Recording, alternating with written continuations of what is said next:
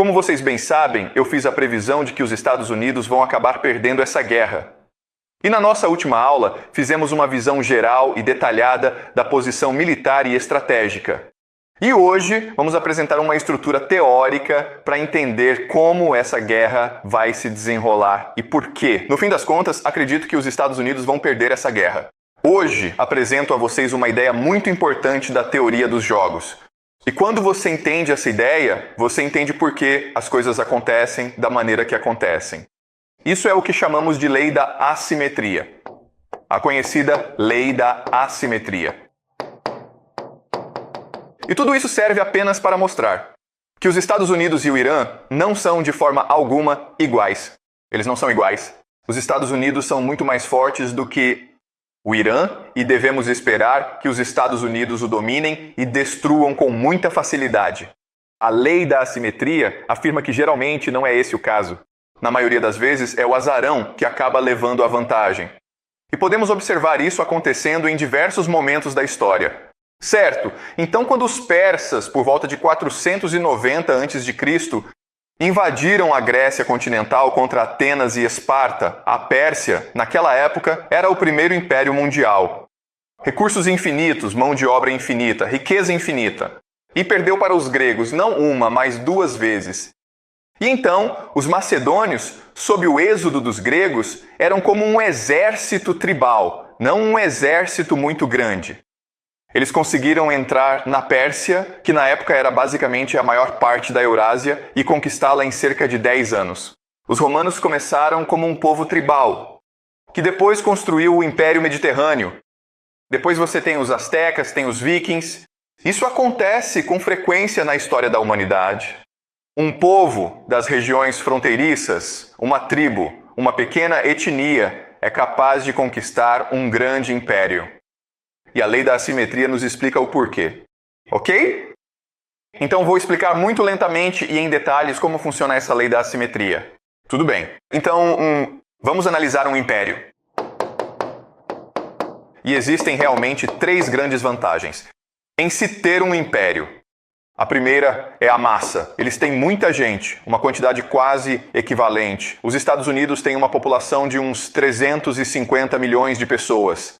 Mas lembre-se, os STUA contam com o apoio de seus aliados, o que inclui os Five Eyes, a Anglosfera e a Europa. Também inclui o leste asiático, Coreia e Japão, basicamente onde quer que os americanos tenham bases militares. Portanto, a maior parte do mundo é aliada ou vassala dos Estados Unidos. Assim, eles basicamente podem contar com bilhões e bilhões de pessoas para suas guerras. Então, é a massa. O segundo é a ideia de organização. Organização significa apenas uma hierarquia de intermediários e elites que permite que você organize seus recursos e seu povo para gerar riqueza. O que basicamente é tecnologia científica, ciência e tecnologia que levam ao armamento mais avançado, certo? Então pensem como os Estados Unidos lutam essa guerra. Eles têm esses satélites que permitem a mira de precisão, têm esses aviões, esses bombardeiros B-2, F-15, que são o armamento mais avançado já visto na história da humanidade. Certo? Então, organização e a última grande força do império é a ideia da morte. A morte é a ideia de que, porque seu povo é infinito, porque sua organização é tão forte, porque seus recursos são tão vastos, você pode se dar ao luxo de perder muitas guerras. Não é grande coisa. Os Estados Unidos perdem essa guerra no Irã. Se quiserem voltar, podem voltar com ainda mais soldados, ainda mais armamentos. Porque sua riqueza é infinita, certo? Então, essas são as 3 principais vantagens de um império. E, em teoria, por causa dessas vantagens, um império deveria ser invencível e eterno. Mas nós sabemos muito bem, na realidade, que todos os impérios caem. E caem de forma muito dura e dolorosa. E para ser bem honesto, eles não duram muito tempo. Talvez 28 anos, talvez 30 anos para a maioria dos impérios. Isso não é muito tempo. Então precisamos compreender mais a fundo o que está acontecendo, não é verdade? Porque um império com uma vasta gama de recursos acaba entrando em colapso em 20 ou 30 anos, certo? Certo, então o que precisamos entender é que todas essas vantagens acabam se tornando desvantagens no longo prazo. Tudo bem? Então deixe-me explicar o que quero dizer. Massa, você tem muitas pessoas, certo? Quando você tem muitas pessoas, você cria muita desigualdade. Mas por que isso acontece? É porque existe competição por recursos. Há pessoas demais, certo? E isso muitas vezes leva à dívida e à escravidão. E como resultado, seu povo se torna complacente, preguiçoso, indiferente. Eles estão competindo entre si. Eles realmente não gostam do governo, certo? Então eles não estão realmente motivados a fazer nada, a trabalhar ou a lutar em guerras, mas especialmente a lutar em guerras. Então essa massa parece uma vantagem no começo, mas com o tempo se torna uma desvantagem, certo? Organização significa uma elite. O grande problema disso é que, com o passar do tempo, a elite acaba se tornando parasita. Por quê? Porque a forma como eles ganham dinheiro é através da busca por renda. Busca por renda significa apenas que você tem poder e procura monetizar esse poder explorando a massa, certo? Então, basicamente, os proprietários de terras são uma elite clássica que busca renda. Eles não trabalham, mas ganham muito dinheiro porque possuem a terra.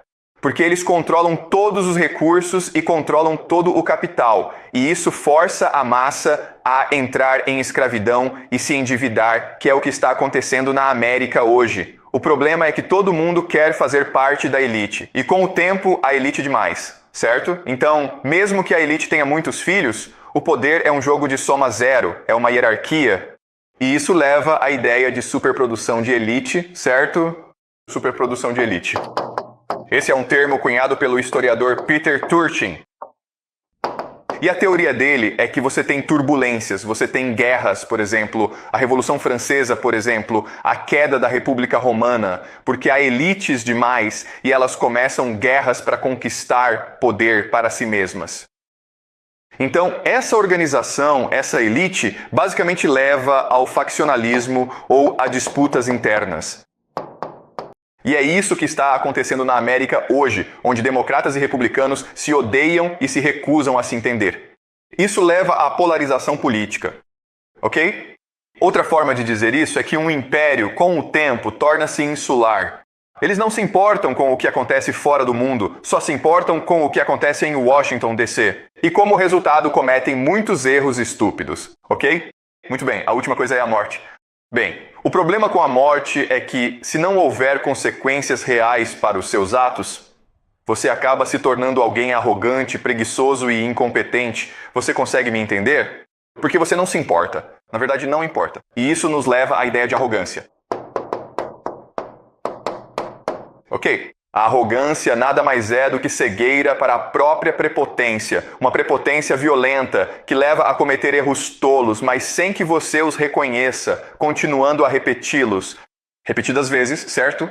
Então sim, pode parecer que o império é invencível, mas se você realmente pensar sobre isso, o império, com o tempo, transforma suas vantagens em desvantagens, o que acabará levando à sua queda, certo?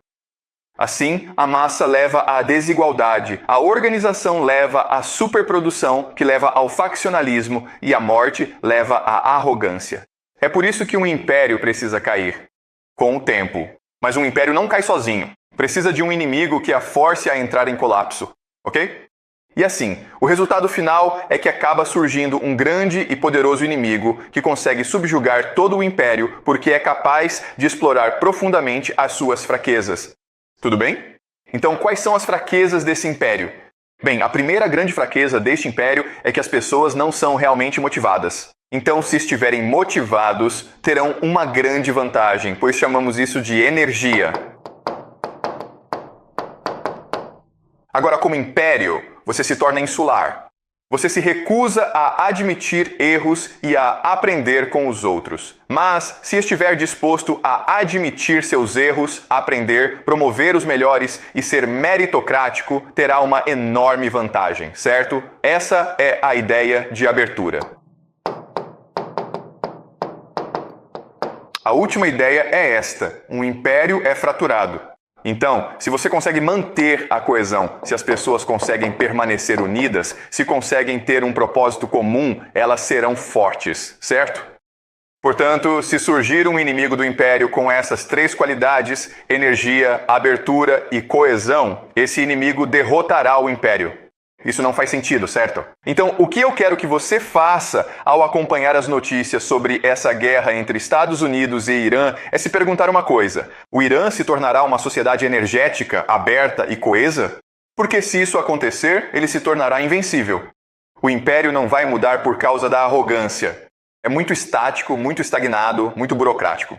Então, o Império não vai mudar. O Império não vai admitir seus próprios erros. E, para ser bem honesto, o Irã, por ainda ser um país com 92 milhões de pessoas, ainda sofre com questões de organização em massa e morte. Assim, se for capaz de se transformar em uma sociedade enérgica, aberta e coesa, então triunfará. Sobre a América, essa é a questão fundamental nesta guerra. Ok? Não se preocupe com os Estados Unidos e sua tecnologia. Não se preocupe com a economia. Não se preocupe com essas coisas, ok? Basta fazer a si mesmo uma pergunta. O Irã está passando por uma transformação como sociedade? As pessoas estão se tornando muito mais motivadas? Será que as pessoas no Irã estão aprendendo com seus erros, inovando e se tornando mais resilientes no campo de batalha? Os iranianos estão se mantendo unidos como povo? Certo, porque se a resposta for sim para todas as três perguntas, então o Irã vencerá e os Estados Unidos perderão. Ok, não faz sentido, tudo bem, isso é só uma teoria. Então vamos agora falar especificamente sobre os Estados Unidos e o Irã. Certo, então os Estados Unidos terão três grandes vantagens nesta guerra. Bem, essas três vantagens são todas, obviamente, tecnologia. Propaganda, o poder do dinheiro e a grande riqueza acumulada. Essas são as três pilares fundamentais de sustentação do Império Americano. Não é verdade? A tecnologia é simplesmente algo que você vê todos os dias, certo?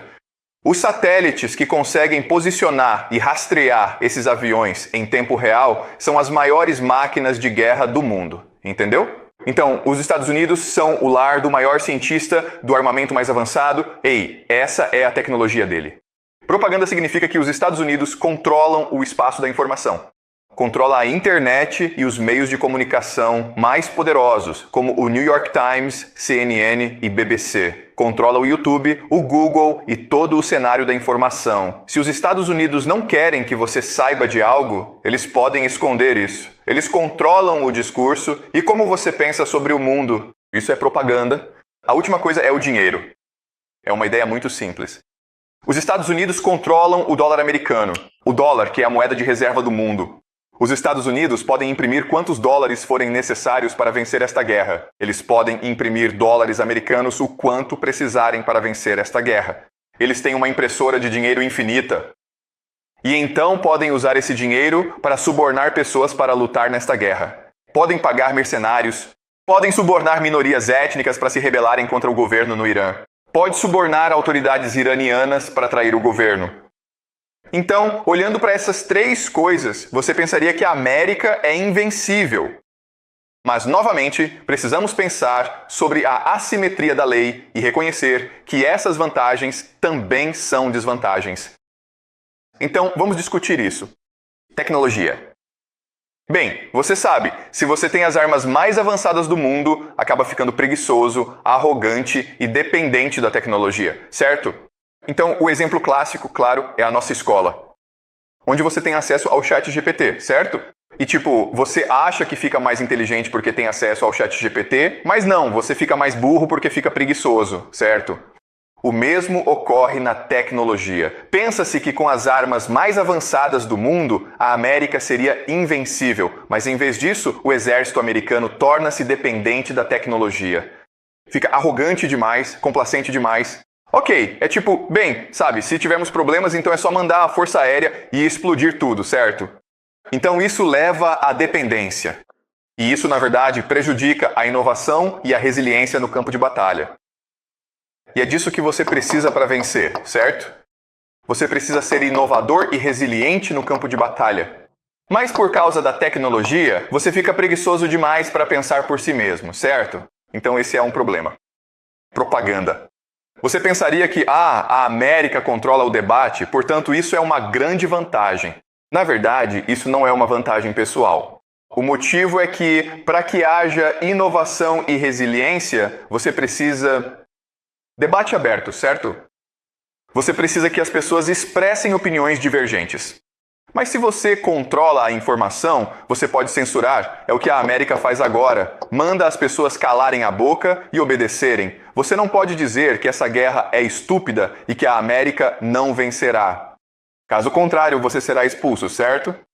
Então isso significa que realmente há uma falta de debate rigoroso dentro do governo americano, ou dentro das Forças Armadas americanas, ou entre a elite americana, o que, é claro, leva à arrogância. Isso leva a uma tomada de decisões ruim.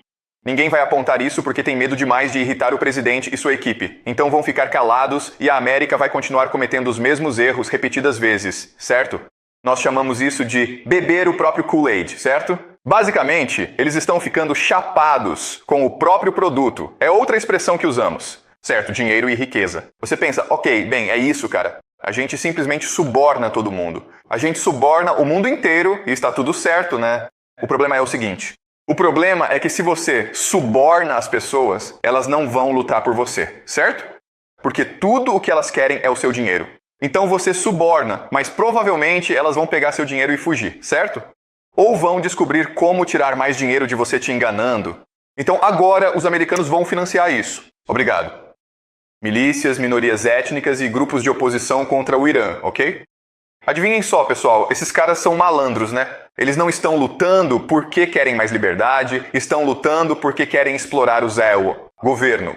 Portanto, essa questão do dinheiro pode se tornar um problema a longo prazo, porque você não pode confiar nas pessoas que está subornando. E eles não estão motivados a realmente vencer essa guerra por você, na verdade, estão motivados a te enganar o máximo possível. E eles podem, na verdade, se tornar um problema a longo prazo porque você está investindo tantos recursos nesses malandros, certo? Certo. Então, o que isso significa é que os Estados Unidos têm 3 grandes problemas, ok? São 3 grandes problemas. O primeiro grande problema é a completa falta de vontade política. E tudo isso quer dizer que, realmente, o povo americano não quer lutar essa guerra. O governo americano nem sabe por que está lutando essa guerra. Ninguém se importa, certo? Mas para os iranianos é uma luta de vida ou morte, não é? Se os Estados Unidos perderem, eles simplesmente voltam para casa e esquecem. Mas se os iranianos perderem, todos serão mortos, ou perdem o país, perdem a sociedade, a civilização e a identidade. Não podem perder essa guerra, certo? O primeiro grande problema americano é que falta vontade política para lutar, mas continuam nela. A pergunta é, por quê? Por que isso está acontecendo? Essa é, na verdade, a pergunta mais importante e também a mais complicada, então vamos deixar isso para depois, certo? O segundo ponto é a questão da logística e da manufatura.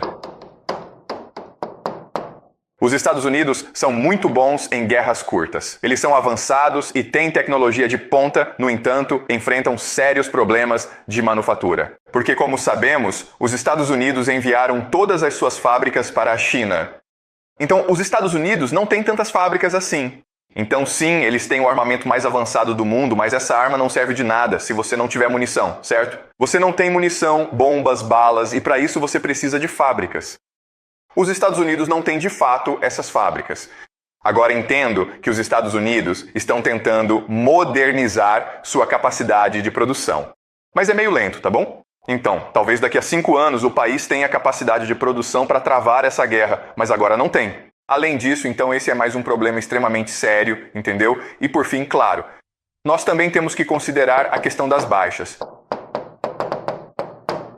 Muito bem, os Estados Unidos, por não terem a vontade política para lutar nesta guerra, não podem se dar ao luxo de perder soldados no campo de batalha. Tudo bem? Então, o país quer minimizar as mortes, quer minimizar as perdas no campo de batalha. Porque se, 1.000, dezenas de milhares de soldados americanos voltarem para casa em caixões, eu garanto, por falta de vontade política, o povo americano vai se revoltar. Vai ter protestos, vai ter muita violência nas ruas. Vai ser como na época do Vietnã de novo, certo? Certo, então sim, eu entendo que os Estados Unidos têm tecnologia, propaganda e dinheiro, mas como discutimos, essas não são realmente vantagens.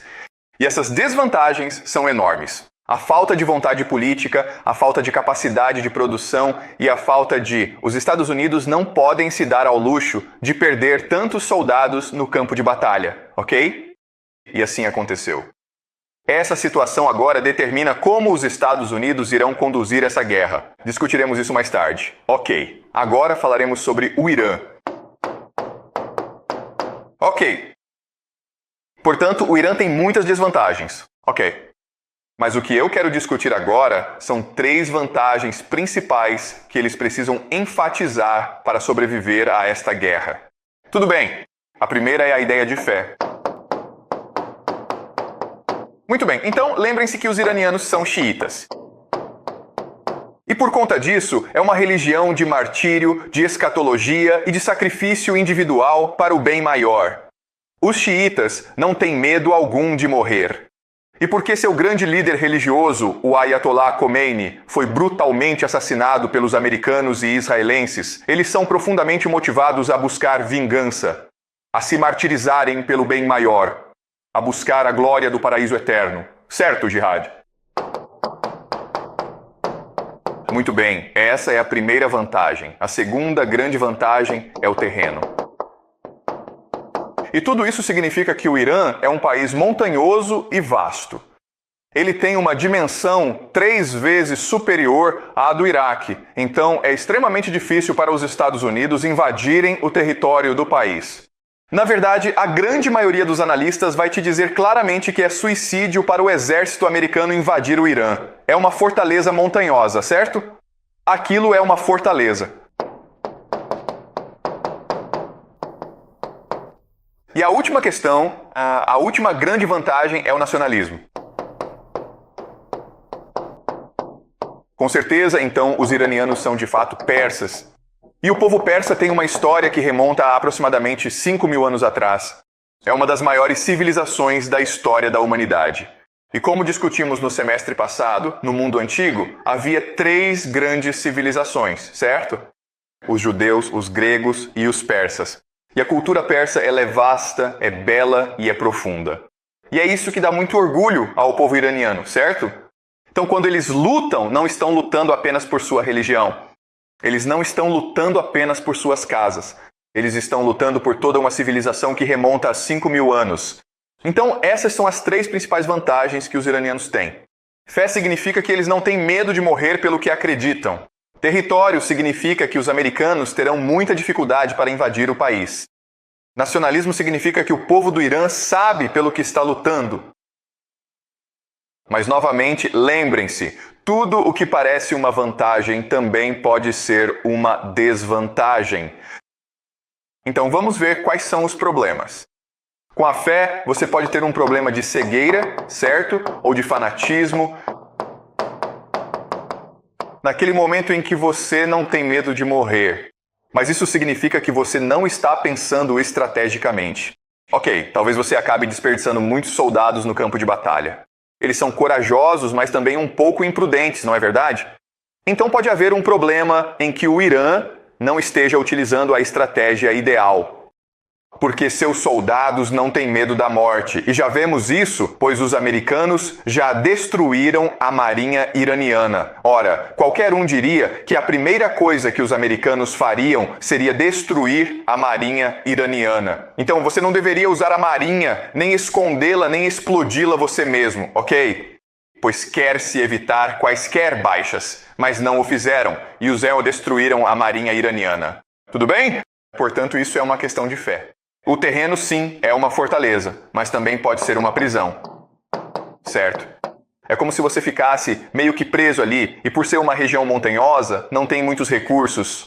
Então, os americanos podem cortar sua água, interromper a energia e gerar pobreza extrema para o seu povo. O nacionalismo, sim, a Pérsia é uma grande cultura. Lembre-se que o Irã é um país etnicamente diverso. Na verdade, somente cerca de metade de toda a população do Irã é persa. Outros pertencem a minorias diferentes. Está tudo bem com você? Assim, consequentemente, surgem as divisões étnicas. Não é verdade? Ok? Assim, analisando isso, agora sabemos exatamente qual será a estratégia americana. Basicamente, a estratégia será infligir o maior número possível de baixas aos iranianos. Tudo bem? Matar o máximo de pessoas possível, destruir a infraestrutura do Irã para que as pessoas não tenham água, eletricidade e comida suficientes para sobreviver, ok? E o terceiro, claro, é criar o máximo possível de tensão étnica no país, armando, incentivando e subornando grupos étnicos para se rebelarem contra o governo central em Teherã, certo? Mas, novamente, o que a lei fundamental da simetria e assimetria nos diz é que o império, no fim das contas, não é tão flexível, aberto e dinâmico quanto seu inimigo. O indivíduo que está em uma posição mais frágil tenderá a se envolver em muito mais autorreflexão e autodebate do que o próprio império, porque o império se tornará arrogante. Assim, em última análise, o Irã deveria triunfar sobre os Estados Unidos. E, na verdade, é isso que vai acontecer. Esta abordagem estratégica detalhada que os Estados Unidos usarão contra os iranianos fará com que eles se tornem significativamente mais enérgicos, abertos e coesos, ok? Então vamos agora analisar de forma detalhada a estratégia americana. Muito bem, este é um mapa étnico completo do Irã, certo? Agora, uma coisa nítida que você vai perceber é o quanto o país está dividido. Sim, os persas estão no centro, mas as pessoas que você deve observar são os curdos, certo? Os povos curdos, os grupos azeris e os baluques. Não é mesmo? Essas são as três principais áreas problemáticas para o Irã. E isso sempre foi assim. Lembre-se, os persas estão no meio. Então, os baluques são, antes de tudo, muçulmanos sunitas. E como discutimos na última aula, os sunitas e os xiitas nunca realmente se deram bem. Eles têm, quero dizer, são da mesma religião, o Islã, mas possuem sistemas de crenças diferentes. Isso levou a muitos conflitos no passado. É como católicos e protestantes, certo? Por isso, os baluques se rebelam contra os iranianos há anos. Eu garanto a vocês que já existem forças especiais israelenses e americanas infiltradas nessa área, certo? O motivo é que eles querem incentivar o máximo possível de conflito civil, mas também querem preparar a possibilidade de uma invasão terrestre dos Estados Unidos, certo? Então eles precisariam de uma base operacional avançada. E essa área poderia ser um lugar muito bom para o início de um desembarque, de uma invasão terrestre. Então aqui do outro lado você tem os curdos, certo? Os curdos são outra minoria que busca soberania nacional. E agora, o que está acontecendo é que os americanos e israelenses estão bombardeando fortemente essa área e estão mirando em delegacias de polícia. Por quê? Porque eles estão tentando reduzir e eliminar a oposição para que possam armar os curdos e fazê-los entrar nessa área e ameaçar. O que também está acontecendo é que no Iraque existem esses grupos sunitas que os americanos basicamente estão subornando e armando, e eles são basicamente fanáticos. Eles são o ISIS. E o que os americanos querem fazer é enviá-los para o Irã para causar o máximo de problemas possível. E aqui você tem o Azerbaijão. Achabosh on o Azerbaijão é um país independente.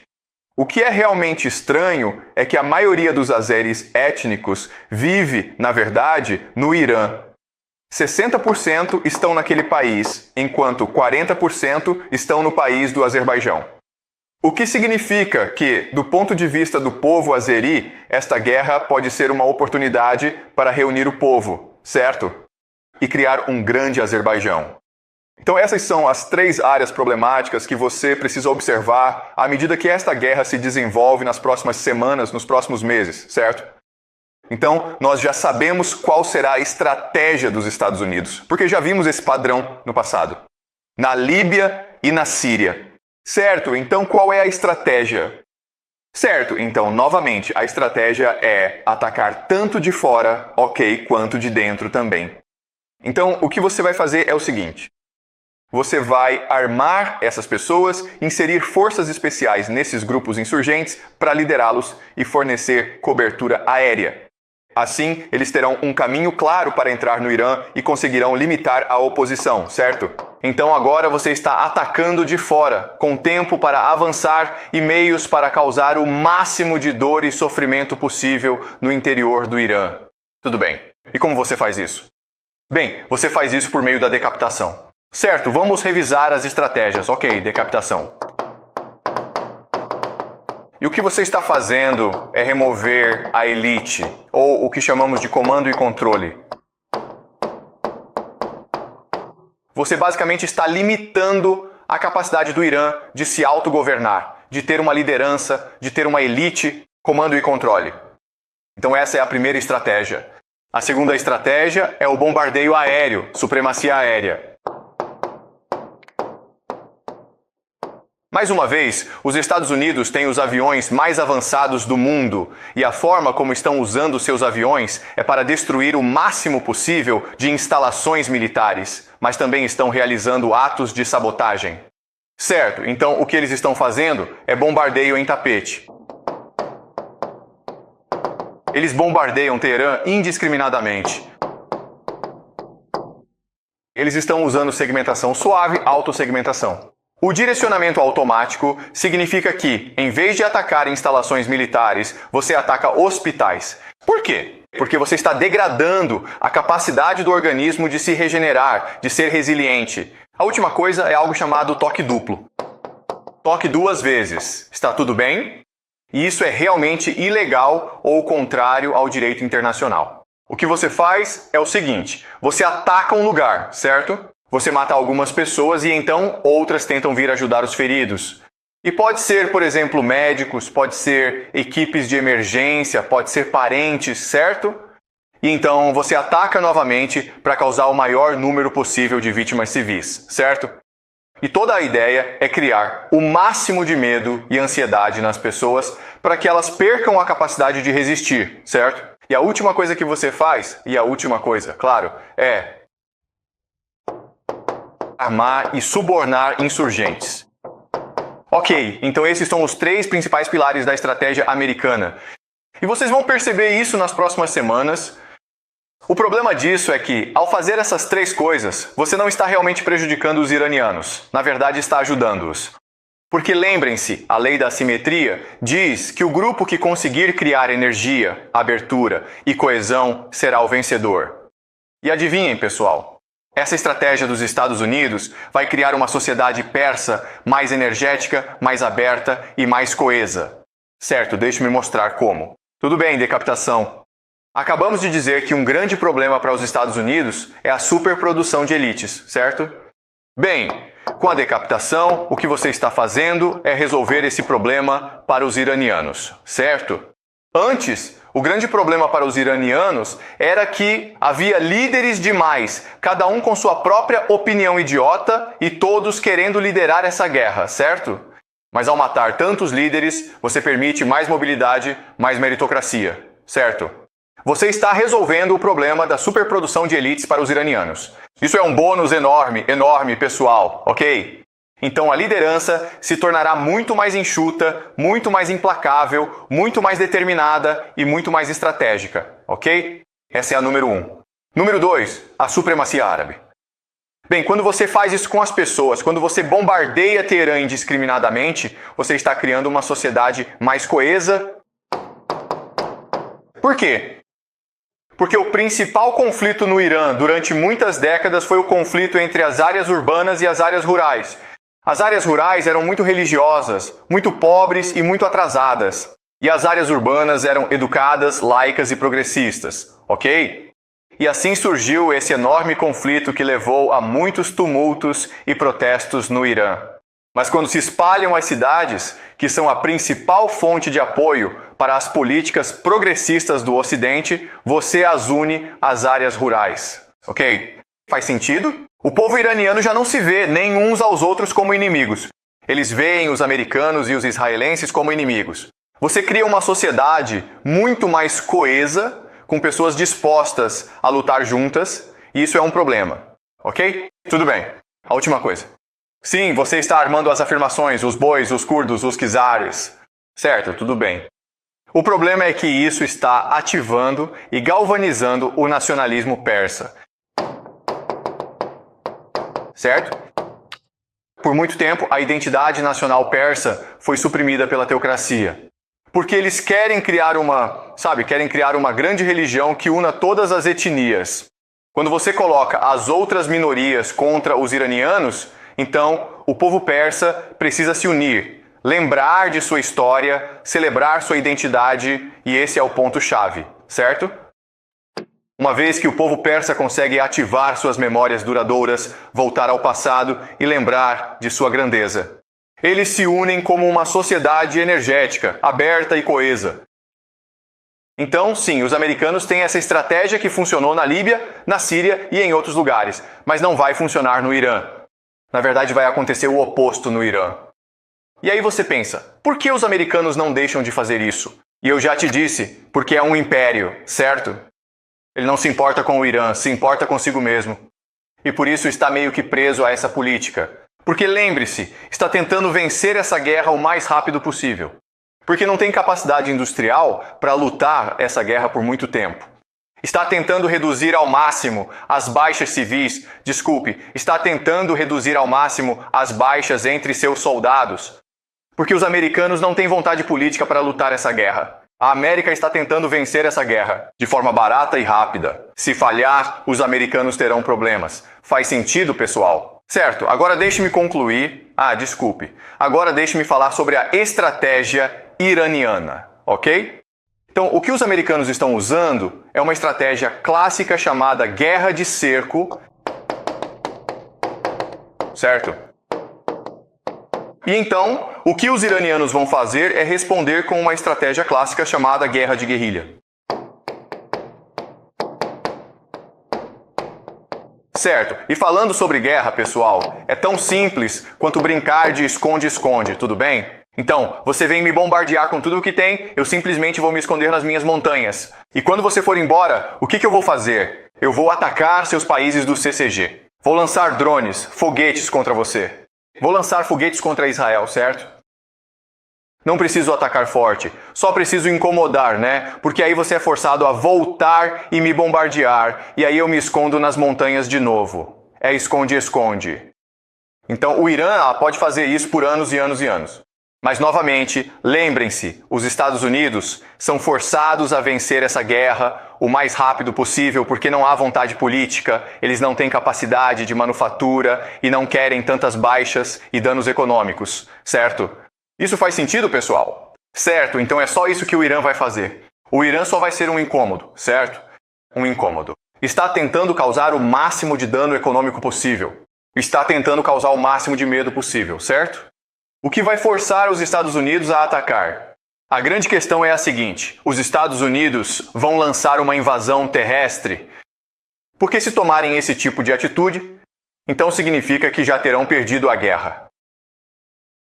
Porque olhem para o Irã, certo? Montanhas e montanhas, desertos. É impossível ocupar esse país. É impossível invadir. E o que os iranianos querem é causar tanto transtorno a ponto de se envolverem em tanta guerra de guerrilha que os Estados Unidos sejam forçados a invadir. Ok, daqui, e aí, eventualmente. Mas o problema é que os Estados Unidos não têm os recursos, a vontade política, a capacidade de produção para travar essa guerra. Ok? Faz sentido? Certo. Então agora você pensa, ok, entendi tudo isso. Mas por que diabos essa guerra está acontecendo então? Se eu posso te dizer isso, ok, tenho certeza de que os generais deles também podem lhes dizer isso. Tenho certeza. Que eles sabem que esse era o caso. Na verdade, há anos os Estados Unidos vêm planejando invadir o Irã. E por anos o general dizia, não, isso é suicídio, não vamos fazer isso, ok? Então por que isso está acontecendo? E infelizmente nós não sabemos porque o governo não está nos dizendo. No começo, o Trump disse, porque as negociações nucleares não foram bem. Mas nós sabemos com certeza que os iranianos estavam dispostos a aceitar todos os termos dos americanos. E então o Marco Rubio, que é o secretário de Estado, apareceu ontem e disse algo realmente idiota. Ele disse, por que atacamos o Irã? Porque ouvimos que os israelenses iam atacar primeiro. E os iranianos iriam responder atacando tanto os israelenses quanto nós, os americanos. E portanto temos que nos antecipar aos israelenses atacando primeiro. Isso é simplesmente ridículo, certo? Então eles não sabem por que estão fazendo isso. Mas tem que haver um motivo, certo? Ok, bem, uma pista é esta. A pista é esta. Os soldados estão sendo convocados, os soldados americanos estão sendo convocados para lutar nesta guerra. E novamente, ninguém sabe por que essa guerra está acontecendo. Mas há relatos de que os generais estão dizendo aos soldados: esta é uma guerra por Jesus. Esta é uma guerra para criar a segunda vinda de Jesus. Este é Jonathan Larson e ele está escrevendo isso no Substack. Tropas foram informadas de que a guerra contra o Irã é pelo Armagedon, o retorno de Jesus. O que é isso? Então, alguns soldados que não são cristãos foram informados de que esta é uma guerra por Jesus e ficaram tipo, espera aí, nós não somos cristãos, somos muçulmanos ou ateus. Por que estamos lutando essa guerra? E então eles fizeram uma reclamação sobre o discurso, certo? E nós vamos ler uma parte deste e-mail que os soldados dissidentes enviaram para outras pessoas para reclamar sobre isso, certo? Então, Avery, você poderia ler, por favor? Sou um sargento, posto não revelado, em nossa unidade. Esta manhã, nosso comandante iniciou a reunião de prontidão de combate, nos incentivando a não termos medo do que está acontecendo com nossas operações de combate no Irã neste momento. Agora, pare, certo medo? É isso que nos diz. Eles estão perdendo a guerra, entendeu? Certo. Continue. Ele nos mandou dizer às tropas que isso era parte do plano de Deus, e em especial... Aguarde um minuto aqui. Espere um minuto. O plano divino de Deus? Não é Deus quem está ordenando que eles lutem nessa guerra. É Trump ou as Forças Armadas. Isso é meio estranho. E ele citou especificamente diversas passagens do livro do Apocalipse, referindo-se ao Armagedon e ao iminente retorno de Jesus Cristo. Ele disse que o presidente Trump foi ungido por Jesus para acender a fogueira no Irã, causando o apocalipse e marcando seu retorno à Terra. Oh meu Deus! Presidente Trump, o incêndio no Irã. Tudo isso faz parte de um grande plano para destruir o mundo para que Jesus retorne. Que porcaria é essa? Certo, fique de olho nisso. Ele tinha um grande sorriso no rosto. Em seu rosto...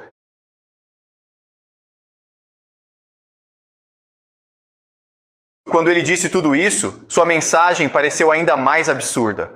Nosso comandante provavelmente seria descrito como um cristão convicto. Ele é assim há muito tempo e deixa claro que deseja que todos nós, sob seu comando, nos tornemos exatamente como ele, como cristão. Mas o que ele fez esta manhã foi tão tóxico e ultrapassou todos os limites que chocou muitos de nós. Presente na sessão informativa sobre o sistema OPS Readiness, respirando. Além de mim, estou entrando em contato com a MRFF em nome de 15 colegas soldados. Sei que você me perguntou sobre as crenças religiosas do nosso grupo que solicitou ajuda à MRFF. Só posso dizer que sou cristão e pelo menos outros 10 também são cristãos. Um dos outros é judeu e um é muçulmano. Não sei a situação religiosa ou não religiosa dos outros 3 neste momento. Certo, então o que está acontecendo é que há alguns cristãos fanáticos na América, no exército americano, no governo americano, que querem usar esta guerra para acabar com o mundo, para forçar Jesus a voltar. É por isso que esta guerra está acontecendo. Não estou dizendo que esse é o motivo, estou dizendo, que isso é uma possibilidade, ok? Certo, este é o Trump e todos esses são líderes religiosos que apoiam o Trump porque o veem como o Messias. Eles o veem como esse grande herói que vai causar o triunfo do cristianismo e o retorno de Jesus. E essa é uma possibilidade do porquê essa guerra está sendo travada, ok? Porque, sinceramente, não há outro motivo. É difícil para mim pensar em outro motivo, ok? Certo, então isso é algo que vamos analisar ao longo do caminho. O que é essa porcaria? O que é o sionismo cristão? Por que eles achariam que essa guerra no Oriente Médio vai causar o retorno de Jesus, ok? Bem, vamos discutir isso mais adiante. Mas agora isso nos leva a outro problema, que é... Nossa aula inteira é sobre teoria dos jogos, certo? Gente, isso é meio estranho, porque o que isso sugere é que a religião é mais importante, ok? Então, qual é o sentido da teoria dos jogos se as pessoas não jogam de acordo com a teoria dos jogos? Se eles são apenas fanáticos religiosos, certo? E a resposta é esta. E a resposta é: ainda é teoria dos jogos. Mas o problema é que o jogo que você acha que eles estão jogando não é o jogo que eles estão jogando. A recompensa que você acha que eles querem não é a recompensa que eles querem, ok? Nós pensamos em termos de coisas materiais, certo? Então, dinheiro, recursos, poder. Achamos que a guerra está sendo travada por causa dessas coisas, mas não está, certo? O grande segredo, a grande revelação do semestre, deste curso, é esta. O verdadeiro poder, a verdadeira moeda no mundo, não é o dinheiro. É a consciência humana. Ou basicamente, a atenção. Ok, é isso, pessoal, certo? Quando você entende essa ideia, você entende tudo. Mas essa é uma ideia difícil de entender, então vou precisar de um tempo para realmente explicar isso, tudo bem? Essa guerra está sendo travada para controlar a consciência da raça humana, porque é a nossa consciência que cria a própria realidade. Essa é a fonte de toda a riqueza e de todo o poder neste mundo, certo? É por isso que isso está acontecendo. Em outras palavras, esta não é uma guerra apenas para o Irã, esta não é uma guerra apenas para o Oriente Médio. É uma guerra pela alma da humanidade. É isto que está acontecendo, pessoal. Tudo bem? Isto é o que é a Terceira Guerra Mundial. A Terceira Guerra Mundial seria a guerra final da história, pois o vencedor controlará a essência humana para sempre. Ok? Esse é o objetivo final. E eu sei que isso é difícil. Eu entendo. Mas conforme formos avançando, explicarei isso para você. Ok? Esse é o grande segredo. Por trás do mundo.